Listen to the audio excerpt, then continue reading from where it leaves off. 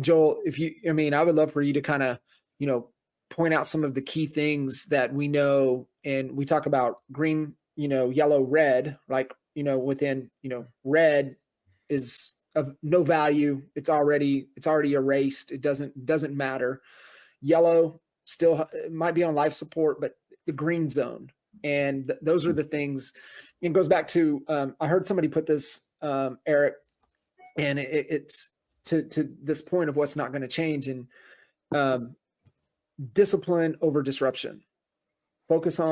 Be disciplined to the things that won't change, and how you can, use this to empower you to enhance the things that won't change. But Joel, there's a handful of things in there that we discussed that really stood out that AI helps empower, that really goes down to the things that won't change.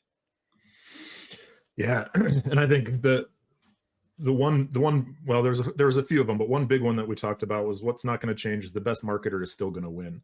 And so, Eric, you're talking about creating more mediocre marketing. I think, and we were talking about stakes earlier, I think irrelevance is going to be the best case scenario for a lot of people, and using AI poorly is going to actually do a ton of damage to brands. I think the magic show of AI that lacks substance is pretty much gone now. Good.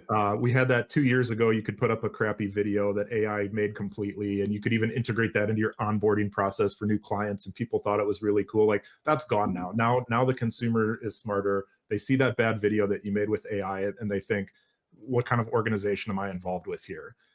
So the magic show that lacks substance is gone, and now it's down to substance. And so I think using AI poorly, the best case scenario is irrelevant. The more likely outcome, if you do manage to cut through some of that noise, is actually damage to your brand. So one of the things that doesn't change, the best marketer is still going to win.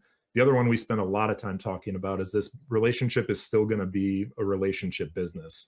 And we used to talk about, how do you beat Zillow? And the answer to how do you beat Zillow was a powerful brand and local expertise in your market, in your niche. Niche down. Don't be spread too thin. Focus. And I think that's going to stay the answer. But the question is not going to be how do you beat Zillow? It's how do you beat AI?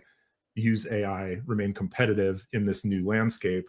And so, what's not going to change? Best marketer is still going to win, and we still need to be focused on relationships in our communities, and being true experts. And I think what's going to get so important too, and John and I are always obsessed with solving problems. Danielle, you said this on one of our calls at some point, but a lot of people are looking at AI as doing cool things, and not enough people are looking at AI as, what problem is this going to solve? So I'd love for you to talk about that, because that was such a big aha. You said that, and I said that's exactly what people are doing. People are using AI to do cool things instead of solve problems. Mm-hmm, mm-hmm. The canic conversation is dangerous. Daniel, I know you're going to say something really probably brilliant, and please hang on to that thought. The most dangerous question is when somebody asks, can AI do fill in the blank here? Because the answer is almost always going to be yes, but it needs to be, should I be using AI to do this thing first? Yeah. And so the can it question is very sexy and it's fun to talk about, but it's the most dangerous one that leads you to a yes, and that leads you down a dangerous path of doing something maybe damages your brand.